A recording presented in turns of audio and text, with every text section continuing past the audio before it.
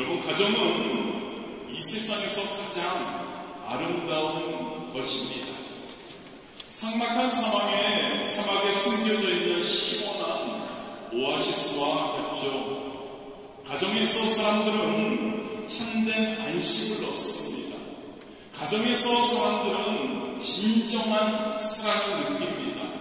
그리고 위로와 마음의 상처를 가정에서 치료받을 수 있죠. 그런데 그 가정이 불행하다면 어떨까요? 이 모든 것을 누릴 수가 없습니다. 그리고 그 삶이 너무나 삭막하고 피폐할 수밖에 없습니다. 그래서 가정은 행복해야 합니다. 할렐루야. 여러분, 우리의 가정은 행복해야 합니다. 아멘이십니까, 여러분? 그런데 여러분, 행복한 가정은 우연히 이루어지는 것이 결코 아닙니다. 꽃밭을 가꾸듯이 노력해야 합니다. 또 정성을 다해야 합니다. 그래야 행복한 꽃을 피우게 될 수 있는 것과 같다고 할 수 있습니다. 가정을 가지고 계신 분들, 우리 이제 조만간 가정을 꾸릴 우리 청년분들, 어떻게 해야 행복한 가정을 이루어갈 수 있을까? 본문을 통해서 세 가지 정도 살펴보기 원합니다. 더 많은 그러한 내용이 있을 수 있지만, 첫 번째로 여러분, 우리의 가정은 우리가 하나님 아버지와 예수님을 잘 믿고 섬겨야 하고 성령 충만해야 우리의 가정이 행복한 가정이 될 수 있습니다. 여러분, 모든 만물에는, 하나님이 창조하신 이 모든 만물에는 조화와 질서가 있습니다. 그렇다면 여러분, 저와 여러분 인간의 삶에는 어떤 질서, 어떤 조화가 있을까요? 하나님 아버지와 우리의 주님이신 예수님을 섬기는 것이 우리 인간의 삶의 질서라는 것을 우리가 먼저 기억하기를 원합니다. 원래 하나님이 인간을 지으셨을 때 하나님을 믿고 하나님을 섬기며 그리고 인간이 서로 함께 살도록 정해 놓으셨습니다. 이것이 질서입니다. 그런데 에덴 동산에서 악한 마귀 사탄이 이 질서를 뒤엎어 놓았죠. 아담과 하와가 하나님과 같아지려고 하나님께 불순종합니다. 그래서 하나님이 지으신 에덴 동산의 가정이 그 질서가 하게 되어버리고 그 가정의 그 화목, 그리고 하나님과 인간 간의 그 화목이 짓밟혀 버렸죠. 오늘날 우리의 가정은 어떤가요? 많은 가정들을 주변에 보면 이 에덴에서의 파괴된 가정과 같다고 할 수 있을 것 같습니다. 아내가 남편의 권위를 짓밟고 자식이 부모님의 권위를 짓밟고 동등하려 하고 큰 소리만 치고 있지는 않는지요. 많은 가정이 뒤죽박죽 되어버리고 질서가 없는 경우가 있는 것 같습니다. 여기 있는 여러분들의 가정은 아니지만, 여러분, 가정이 행복해지기 위해서 반드시 원래 하나님이 지으신 그 조화와 질서의 원칙으로 돌아가야 합니다. 할렐루야. 하나님 아버지와 우리 주님이신 예수 그리스도를 믿고 섬기는 것이 저와 여러분의 인간의 삶의 질서라는 것입니다. 이것을 온전히 세워갈 때 저와 여러분의 가정이 행복한 가정이 될 수 있으리라 믿습니다. 또한 여러분, 행복한 가정은 어떤가요? 기쁨과 감사가 끊어지지 않아야 그 가정이 행복한 가정이라고 할 수 있습니다. 가정이 암울하고 서로 원망하고 서로 미워하며 불평하며 그 가정에는 행복이 있을 수 없는 겁니다. 남편의 얼굴에서 기쁨이 사라지지 않아야 합니다. 우리 남편분들, 할렐루야, 아내의 가슴에 기쁨이 늘 있어야 합니다. 아내분들, 할렐루야입니다. 자녀들에게도 즐거움이 있어야 되는 겁니다. 여러분, 가나의 혼인잔치를 우리는 잘 압니다. 가나의 혼인잔치에서 포도주가 떨어졌습니다. 예수님의 어머니 마리아가 예수님에게 포도주가 떨어졌다고 합니다. 잠시 후에 예수님께서 그 가정에, 그 잔치에 큰 기적을 베푸시죠. 결례통이 큰 항아리가 6개가 있었죠. 예수님께서 그 결례통에 물을 가득 채우라고 합니다. 물을 가득 채우니까 예수님이 거기에서 떠서 가져다 주라고 합니다. 그리고 떠다 주니까 그 물이 변해서 기쁨의 포도주가 되었죠. 저와 여러분이 오늘날 결례통이라고 할 수 있습니다. 항아리라고 할 수 있습니다. 저와 여러분이 회개하고 저와 여러분이 깨끗해지고 그리고 저와 여러분 안에 하나님의 말씀으로 그리고 성령으로 채워 넣으면 우리 주님께서 우리들 속에서 성령으로 말미암아 우리가 그리고 우리의 가정이 기쁨의 포도주가 넘치게 만들어 주실 줄 믿습니다. 할렐루야. 우리가 말씀과 기도 충만으로 성령 충만할 때 우리 주님께서 우리와 가정을 기쁨의 포도주로 채워주시는 거죠. 시편 16편 11절에 이렇게 말씀합니다. 주께서 생명의 길을 내게 보이시리니 주의 앞에는 충만한 기쁨이 있고 주의 오른쪽에는 영원한 즐거움이 있나이다. 로마서 14장 17절입니다. 하나님의 나라는 먹는 것과 마시는 것이 아니고 오직 성령 안에 있는 의와 평강과 희락이라. 행복한 가정 저와 여러분 이루기를 원합니다. 할렐루야. 저와 여러분이 행복하길 원합니다. 저와 여러분이 행복할 때 우리의 가정이 행복할 수 있습니다. 위에서는 하나님 아버지, 우리 하나님 그리고 우리 주님이신 예수님을 온전히 제대로 믿기를 원합니다. 그분 섬길 수 있는 우리가 되기를 원합니다. 하나님의 말씀과 기도로 충만해서 성령 충만해서 우리에게 기쁨이 넘치기를 원합니다. 그리할 때 우리 가정이 저와 여러분이 행복할 수 있습니다. 할렐루야. 행복합시다 여러분. 한번 사는 인생 행복하게. 두 번째로 삶의 규범이 우리는 분명해야 우리의 가정이 행복할 수 있습니다. 여러분, 우리의 가정에 죄와 어떤 부패가 들어온다면 그 가정에는 행복이 있을 수 없습니다. 여러분, 도덕, 윤리 이게 파괴되고 혼돈이 이루어지는 것이 오늘날 세상의 불행의 원인이 되는 것이죠. 남편이 외도하고 허랑방탕한 삶을 살고 아내가 치맛바람을 날리면서 친구들과 몰려서 돌아다니며 부패하고 자녀들이 세상 따라 세상 사람들과 똑같이 떠내려 세상의 물결에 떠내려 간다면 그런 가정에는 과연 행복이 있을 수 있을까요? 그래서 여러분, 행복한 가정을 이루기 위해서는 우리의 가정에 도덕을 세워야 합니다. 할렐루야. 그것을 위해서는 확실한 삶의 목표가 제시가 되어야 하죠. 그런데 오늘날 많은 개인과 가정이 무엇을 기준으로 삶의 목표로 삼고 살아가야 할지를 확실히 모르는 경우가 많이 있는 것 같습니다. 이 세상 어떻습니까 여러분? 물질적인 유혹이 엄청나죠. 세상의 풍습이 엄청나게 발전되어 있습니다. 무엇을 기준으로 살 수 있을까요?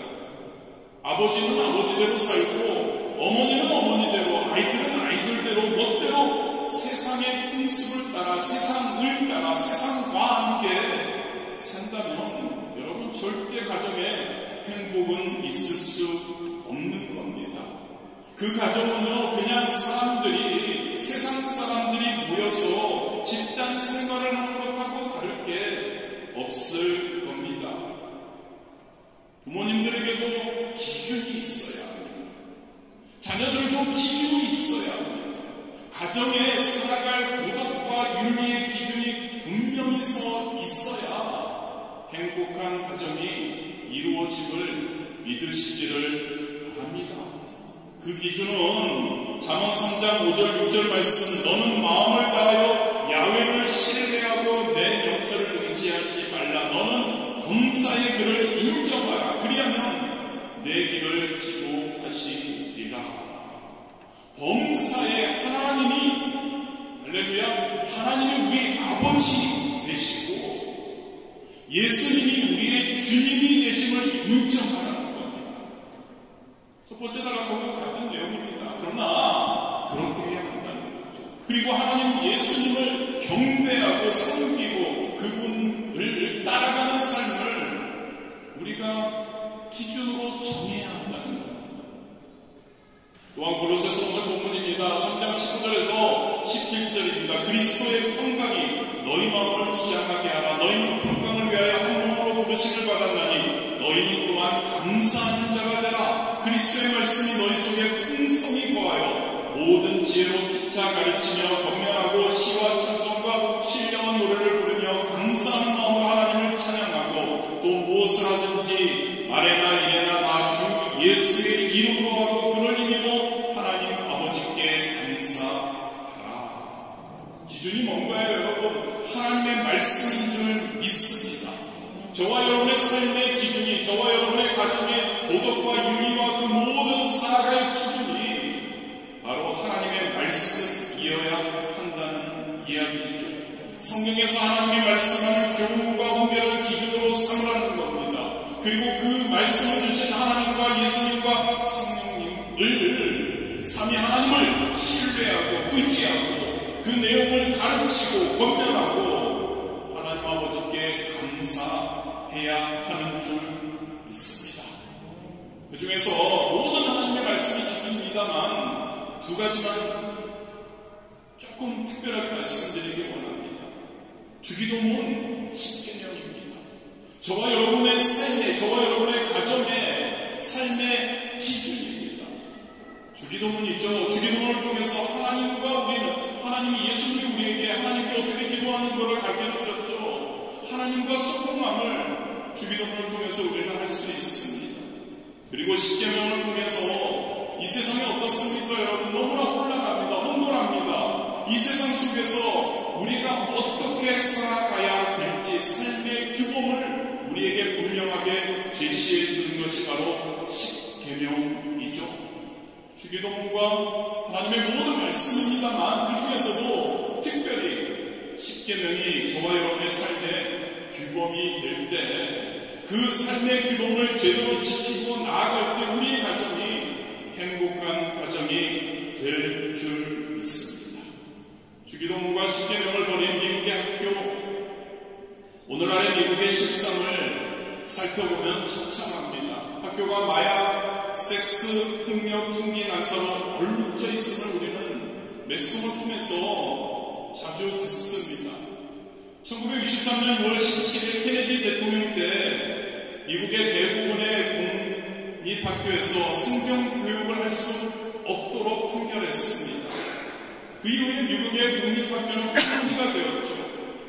학교에서만이 아닙니다. 가정에서도 부모의 권위를 자녀들이 무시하고 가정 자체, 그 가정을 무시하는 청소년들 많이 양성되었죠. 오늘날 미국 가정은 혼란 속에 빠져 있죠.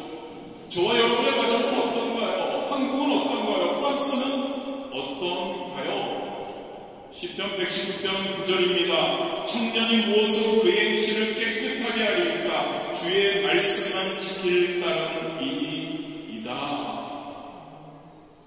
이 세상에 우리가 인정하지 않습니까? 얼마나 부패해 있습니까?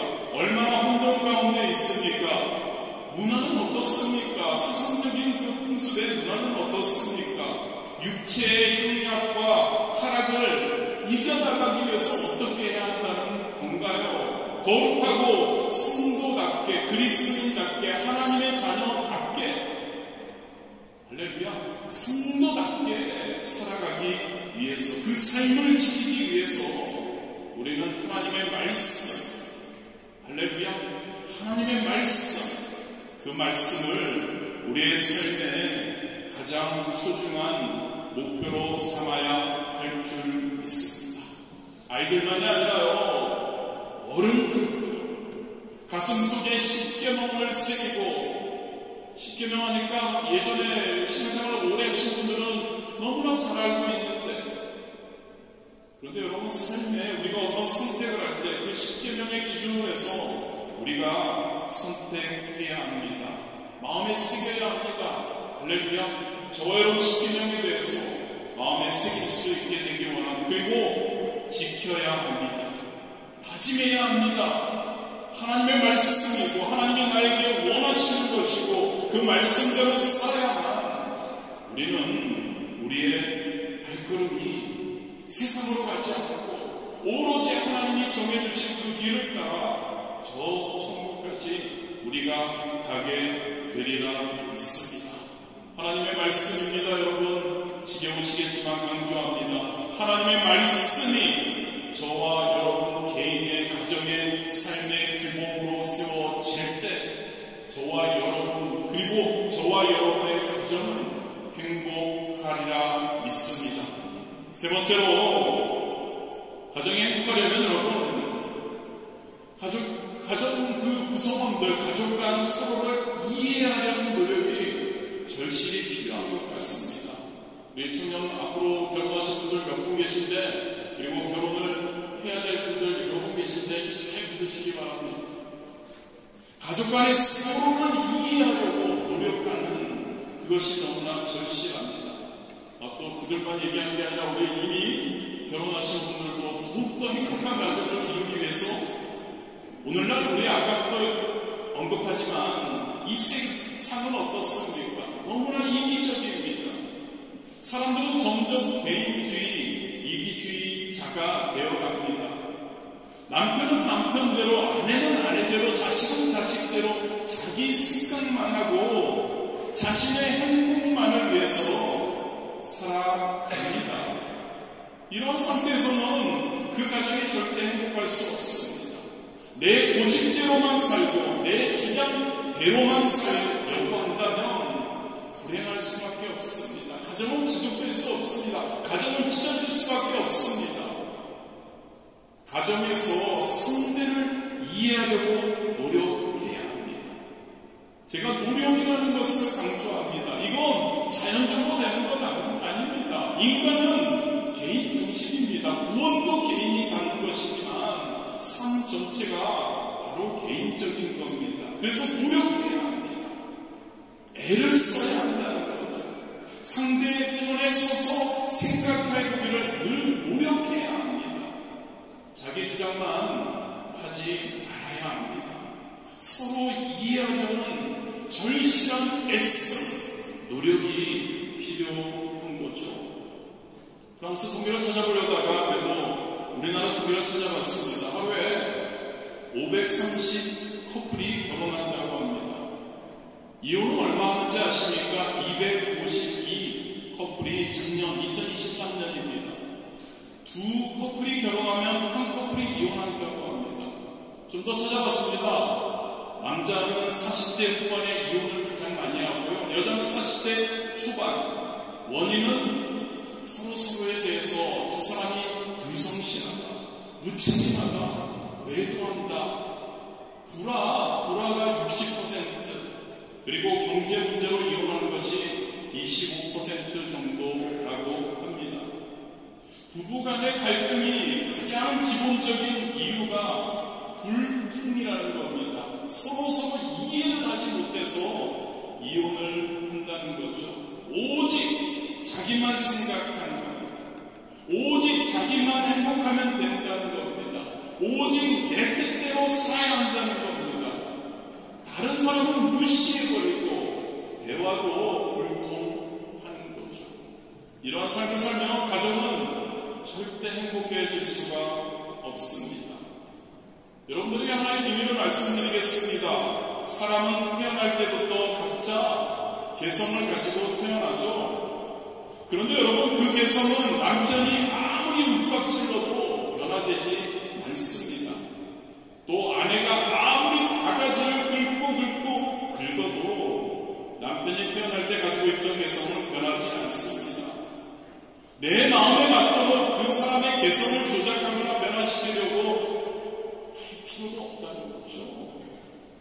그 사람의 개성이, 그 사람의 성품이 어떠한지를 이해하는 저와 여러분이 되어야 할 줄 믿습니다. 상대방의 성품과 개성, 그것을 더 잘 알아가기 위해 대화하는 그러한 여러분들이 되시기를 바랍니다. 그리고 가정에서 서로, 이것도 굉장히 중요한 것 같습니다. 이해해야 하고요, 동정하고 긍휼함이 넘치면 그 가정이 행복하다고 합니다. 우리가 하나님을 믿으니까, 인생을 살면서 우리는 십계명을 아니까 우리는 때로는 율법적으로 사람들을 봅니다. 하나님 말씀에 근거해서, 아니면 율법적으로 십계명에 근거해서 이 사람은 이렇고 저렇고 라고 이야기를 하죠. 그런데 여러분, 가정의 구성원들은 그런 율법적인 시각으로 가능하면 보지 않는 게 좋습니다. 여러분, 남편이나 아내나 자녀들이나 부모님들이나 가장 가까이 있죠. 가정이라는 것이 그렇지 않습니까? 매일 봅니다. 남편은 얼마나 힘이 많은지 가까이서 보니까, 매일 보니까 아내는 결점 왜 그렇게 투성이 있지? 부모님은 자녀들을 볼 때, 아니 왜 저렇게 부모님이 못나셨는지, 자녀들은 부모님들이 보니까, 아니 어떻게 내 나이 땐 저거 잘하는데 저렇게 망나니같이 사는지, 율법적으로 보면 자꾸 그렇게 보이기 시작하는 겁니다. 기억했으면 합니다. 여러분, 이 세상에 하나님의 율법 앞에서 완전한 사람은 아무도 없음을 꼭 기억하기를 원합니다. 율법적으로 보면 하나도, 한 사람도 온전한 사람이 없다는 겁니다. 그런데 서로 그 사람을 그렇게 판단하고 비평하고 물고짓고 싸우는 거, 행복한 가정에서는 있을 수가 없는 거죠. 여러분, 그렇다고 율법적으로 보지 말라고 해서 그 사람의 죄 짓는 거를 옹호하는 것 아니고요. 가족들과 들간만이라도 서로 율법적으로, 너무 율법적으로 판단하려고 하지 않았으면 좋겠습니다. 저 사람이 얼마나 저런 환경 가운데 자랐고 얼마나 저랬으면 저럴 수밖에 없을까, 동정하는 마음, 할렐루야, 긍휼히 여기는 마음, 그 마음으로, 그 시선으로 우리의 가정의 구성원들을 볼 수 있게 되기를 주님의 이름으로 축복합니다. 그리고 가족 간에는 용서해야 합니다. 그리고 용서하고 사랑해야 합니다. 용서는 여러분, 마음의 결단입니다. 판단하고 정죄해서 결코 화목되게 되지 않는 것처럼 여러분, 용서는 결단하는 겁니다. 우리는 압니다. 판단받는 사람이 오히려 돌이켜 나중에 판단이 된다는 것을. 골로새서 오늘 본문의 13, 14절입니다. 누가 누구에게 불만이 있거든 서로 용납하여 피차 용서하되 주께서 너희를 용서하신 것 같이 너희도 그리하고 이 모든 것 위에 사랑을 더하라. 이는 온전하게 되느니라. 어떻게 용서할 수 있냐는 거죠. 예수님께서 십자가에서 못 찢어서 피를 흘리시고 목숨을 주시기까지 우리를 용서하시고 사랑해 주셨으니까, 우리 힘으로는 할 수 없지만, 저 인간이 저렇게 했는데 어떻게 용서할 수 있을까라고 생각할 수 있지만, 예수님께서는 그렇게 용서하셨으니 우리도 그렇게 용서할 수 있어야 하는 겁니다. 가족들 간에는 특별히 더 용서할 수 있는 우리가 되기를 원합니다. 또 가족들 간에는 사랑, 진짜 사랑하려고 노력해야 합니다. 그런데 여러분, 사랑은 말로만 하는 것이 사랑이 아닙니다. 사랑합니다, 사랑입니다. 그런데 여러분, 사랑에는 항상 섬기는 수고가 따라야 합니다. 섬기지 않는 사랑은 사랑이 아니라고 할 수 있습니다. 자꾸 사랑만 해달라고 하면 안 된다는 상대방을 내가 사랑한다면, 그리고 사랑하기를 원한다면 내가 수고를 해야 한다. 내가 희생을 해야 한다는 겁니다. 기억하는 저와 여러분이 되기를 진심으로 원합니다. 내가 희생하려고 하고 내가 무엇인가 더 이 사람을 위해서 하려고 애쓸 때, 노력할 때 그 가정에 행복이 이루어진다는 것을 기억하기를 진심으로 원합니다. 하나님께서 가정의 구성을 각자에게 주신 말씀 본문이죠. 18절에서 21절, 아내들아 남편에게 복종하라. 이는 주 안에서 마땅하니라. 아내분들 복종하니까 또 기분이, 남편들아 아내를 사랑하며 괴롭게 하지 말라. 자녀들아 모든 일에 부모에게 순종하라. 이는 주 안에서 기쁘게 하는 것이니라. 아비들아 너희 자녀를 노엽게 하지 말지니 낙심할까 함이라. 아내들아 남편에게 복종하라. 그런데 여러분, 우리 바리수 모험교회 아내분들은 다 남편분들에게 복종 너무나 잘하고 계시겠지만 사실 그렇게 복종하는 게 쉽지 않을 겁니다. 복종하려면 어떻게 해야 합니까? 진짜 내가 희생하는 마음으로 하지 않으면 과연 안 됩니다. 여러분, 복종할 마음이 생겨 야만 생긴 복종을 하는 건 아닙니다. 복종할 마음이 안 생겨도, 그 복종할 기분이 생기지 않아도 자기 스스로를 희생하고 남편에게 복종하도록 노력할 때 그 가정의 질서가 세워짐을 기억하기를 원합니다. 때로는 남편보다 아내분이 훨씬 똑똑하기도 합니다. 사실 너무나 잘하기도 합니다. 그런데 여러분, 가정의 질서를 세우기 위해서는 아내분이 남편에게 복종하고 남편을 세워주어야 하는 줄 믿습니다.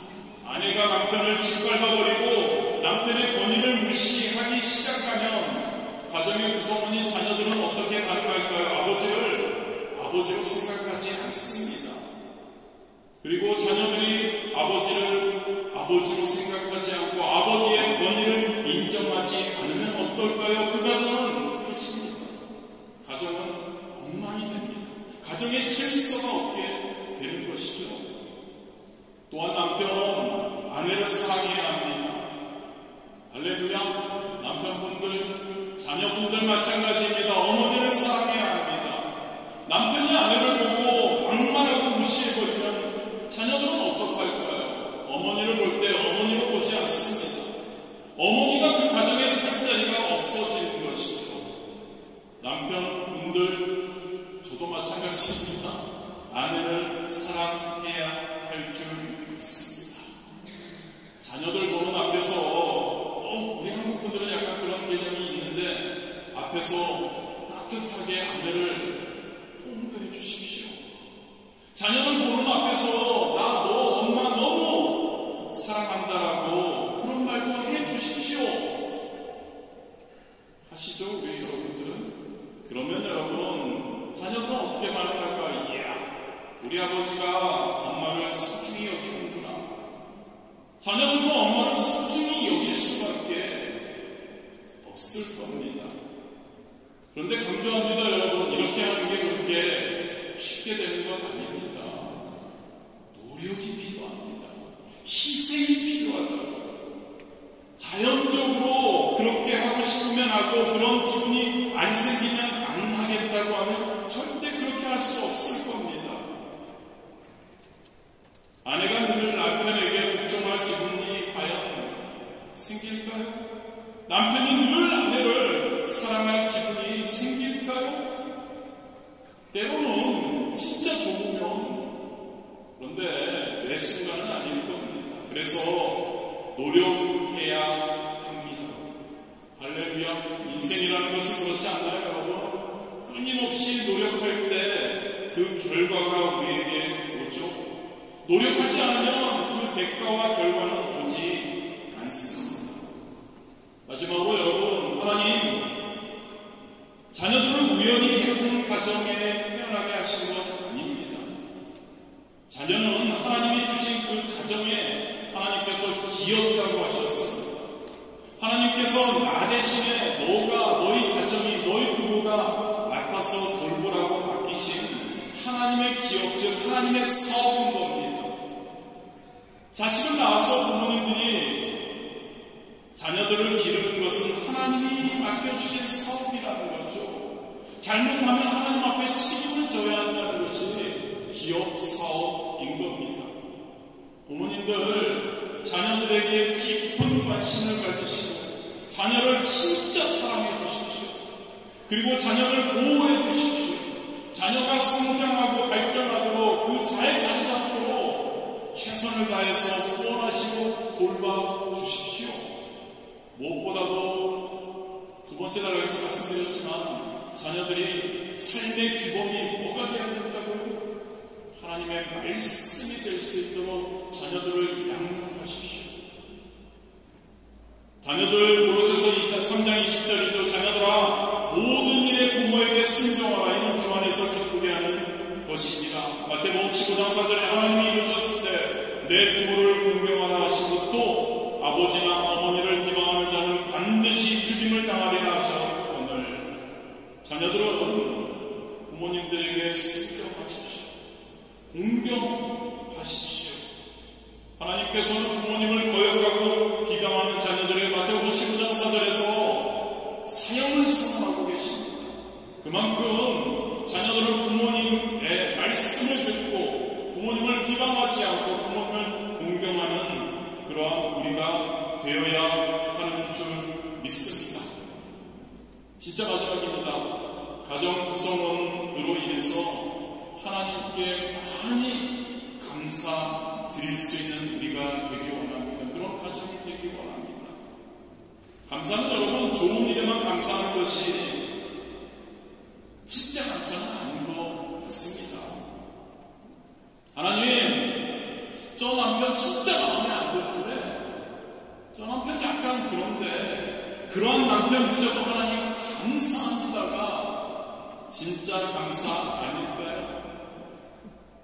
할렐루야. 반응이 없으신데 바가지 긁는 아내라도 하나님 주셔서 너무 감사합니다. 내 자녀가 내 마음에 들지 않지만 괴롭게 하는 자녀, 그 자녀 때문에 하나님 감사합니다. 우리 부모님 왜 이렇게 잔소리를 많은지, 부모님 힘든데 그러나 그 부모님을 나에게 허락하시기에 감사합니다 등, 여러분 우리 가정에 이러한 좋은 것만, 잘 되는 것만, 긍정적인 것만, 최고인 것만 감사하는 우리가 아니라 진짜 우리에게 조금 힘든, 어려운, 모자라는 그런 것도 감사하는 그러한 가정이 되기를 진심으로 원합니다. 할렐루야. 그럴 때 그 가정이 진짜 행복해지는 거죠. 불평하지 않았으면 합니다. 상대가 못나고 상대가 어려움을 갖다 줄수록 더 하나님께 그를 위해 기도하며 감사합시다. 그럴 때 하나님의 능력이 그 가정에 넘치게 되는 줄 믿습니다. 고로서 3장 17절입니다. 또 무엇을 하든지 말이나 일에나 다 주 예수의 이름으로 하고 그를 힘입어 하나님 아버지께 감사하라. 감사하는 우리, 감사가 넘치는 우리, 환경이, 상황이, 가정의 구성원이 감사할 조건만이 있어서가 아니라 하나님이 우리에게 이 가정을 허락하셨으며 하나님이 우리에게 이 남편을, 이 아내를, 이 자녀를, 이 부모님을 우리에게 허락하셨음에 좋으신 하나님께서 하나님의 뜻이 계셔서 우리에게 그런 가정을 꾸리게 하셨음에 하나님이 좋으신 분이심을 믿으십니다.